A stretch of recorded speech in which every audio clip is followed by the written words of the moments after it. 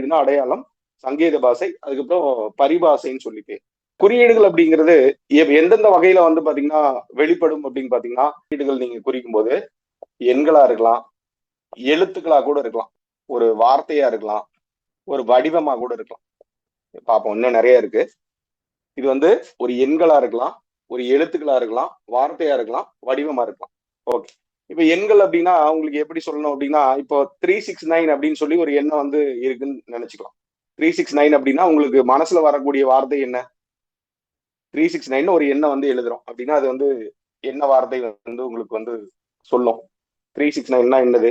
Disturbance இல்லாதவங்க பேசலாம், புரியுறவங்க பேசலாம், ஒரு இன்டராக்ட் பண்ணா நல்லா இருக்கும். டெஸ்லா நம்பர் 369 இங்க நம்ம டெஸ்லாங்கிற வார்த்தையே நம்ம பயன்படுத்தல, ஆனா உங்களுக்கு வந்து தெரியுது டெஸ்லான்னு சொல்லிட்டு. இப்போ ஒரு 786 ஒரு நம்பரை வந்து பயன்படுத்துறோம் அப்படின்னு வச்சுக்கோங்க. அப்படின்னா என்னது? 786 என்னது? அதிர்ஷ்டம். அதிர்ஷ்டம் பொதுவா யார் பயன்படுத்துறா?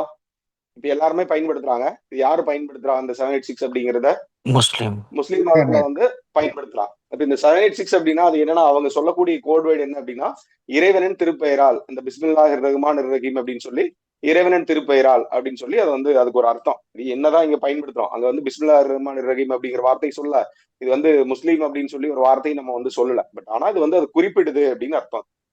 இப்ப பிஸ்மில்லாஹிர் ரஹ்மானிர் ரஹீம் அப்படின்னா ஒரு பெரிய வார்த்தையா இருக்கு, அதை வந்து அவங்க சுருக்கப்பட்ட ஒரு ஃபார்மேஷன்ல 786 அப்படின்னு சொல்லி எழுதி வைக்கிறாங்க. ஓகே.